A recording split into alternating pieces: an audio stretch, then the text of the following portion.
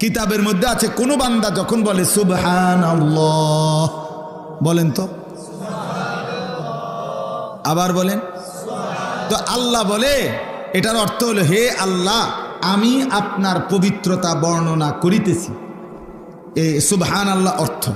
তো আল্লাহ বলে আচ্ছা মাশাআল্লাহ বান্দা তুমি আমার পবিত্রতা বর্ণনা করছো, আমি তো এমনিতেই পবিত্র, তুমি বললেও না বললেও তো ঠিক আছে, সাব্বাহতানি তুমি আমার পবিত্রতা বর্ণনা করেছো, চলো উসাব্বিহুকা আমি তোমারে পবিত্র বানিয়ে দিলাম। আলহামদুলিল্লাহ বলেন তো, আল্লাহকে আমি বললাম আল্লাহ আমি আপনার প্রশংসা করছি।